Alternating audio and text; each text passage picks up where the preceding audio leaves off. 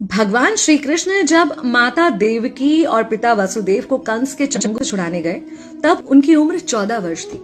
उनकी माता ने उनसे पूछा कि बेटा तुम तो भगवान हो, तो तुम हमें पहले ही कंस के चंगुल से छुड़ा सकते थे, इतनी देर क्यों कर दी? तो कृष्ण जी ने कहा, माता क्या पिछले जन्म में आपने मुझे 14 वर्ष का वनवास नहीं दिया था? माता हैरान रह गई, बोली ये क्या कह रहे हैं आप? तब कृष्ण जी ने बताया कि पिछले जन्म में मैं राम था और आप थी माता कैकेयी और आप ही ने मुझे 14 वर्ष का वनवास दिया था और कर्म फल से कोई नहीं बच सकता माता, इसलिए आपको 14 साल का ये दुख सहना पड़ा। तब आश्चर्यचकित होते हुए माता ने पूछा, तो फिर यशोदा पिछले जन्म में कौन थी? कृष्ण जी ने बताया, वो थी माता कौशल्या, जो 14 साल तक अपने पुत्र से अलग रही थी। उन्होंने उस दुख को सहा था, इसलिए इस जन्म में 14 साल मैं उनके पास रहा और मेरे साथ रहने का माता और पुत्र के प्रेम का सुख उन्हें मिला।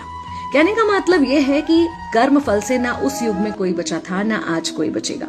खुद भगवान भी कर्म फल से नहीं बच सकते, इसलिए अपने हर एक कर्म को बहुत सोच समझ कर कीजिए, क्योंकि जिसके भी खिलाफ आप कुछ गलत कर रहे हैं उससे आपकी शत्रुता कुछ समय या शायद एक जन्म की है, लेकिन उसके साथ कुछ गलत करके आप अपने कई जन्म बिगाड़ सकते हैं।